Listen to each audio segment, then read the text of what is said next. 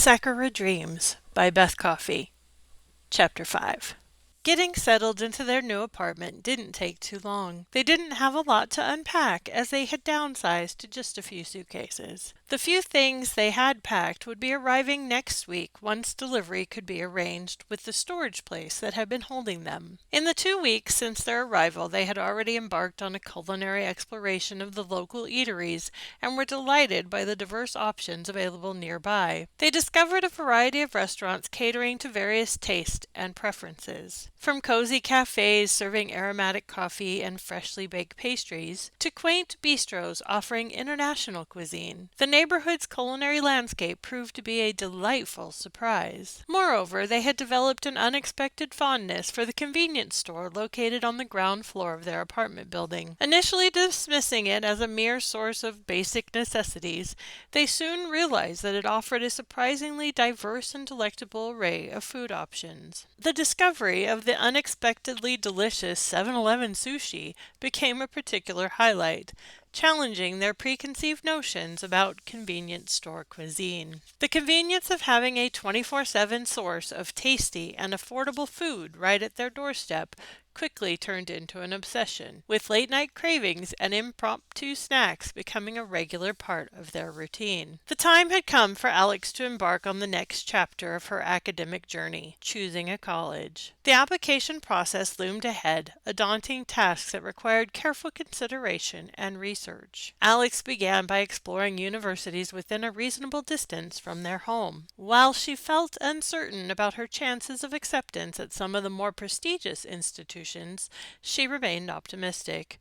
Her academic performance in high school had been consistently strong, earning her a place in the top 10% of her graduating class. This achievement, she believed, would significantly strengthen her college applications.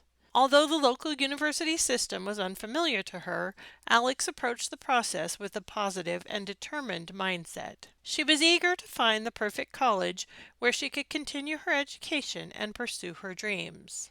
The option to stay in America, live with her dad, and pursue a college education in a familiar place would have been the easier choice. However, she recognized the unique opportunity to explore another country and decided to seize it. Even if she didn't immediately gain college admission, she would then have ample free time to embark on adventures within the city. When life hands you a once-in-a-lifetime chance, you take it. Alix had narrowed her university choices down to 2 local options by the time her mom had left for work: Tokyo Gakuge University, TGU, and Tokyo Metropolitan University, TMU. They both seemed to be the best choices for international students. She looked through the websites to figure out how to apply. Thankfully, both schools had translated their sites to English, which made them easier to understand and navigate.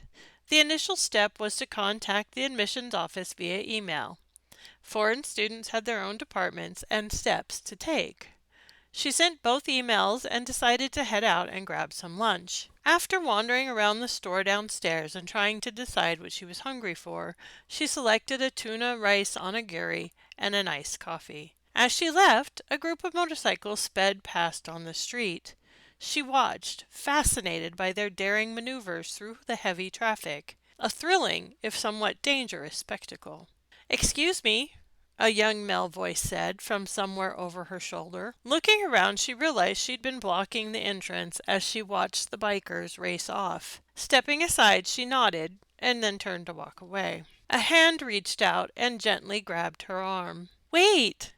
He spoke softly, and his hand felt warm against her skin. "I'm Rin.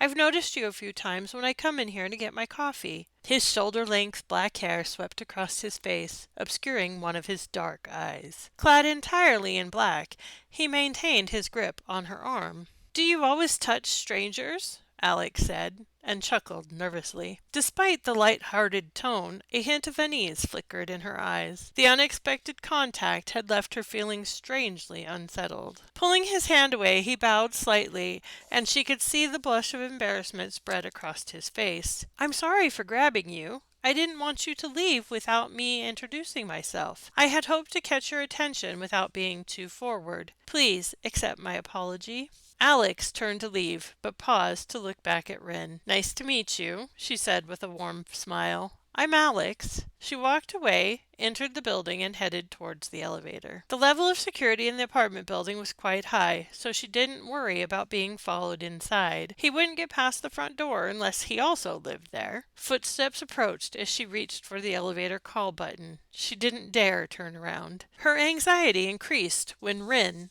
stopped beside her. "I live here too, Alix." He laughed, amused at her trying to escape him. "I didn't mean to startle you. I've noticed you around the building the last few days, and I wanted to be a friendly neighbor. I'll leave you alone if you want me to. No harm meant." Anxiety washed over Alix as she stared at the elevator lights. The car lingered on the top floors, and the slow descent to street level fueled her unease. Why now, of all times, did her nerves decide to fray? The man beside her had been nothing but friendly, yet his presence had put her on edge. As the doors finally opened, she hesitated, unwilling to reveal her floor. "I'm not a bad person, but hey, I'll leave and come back later. You go ahead in the elevator, and I promise I won't even watch to see what floor you go to." He turned and headed out the door, not waiting for her to respond. She got in the elevator seconds before the doors closed.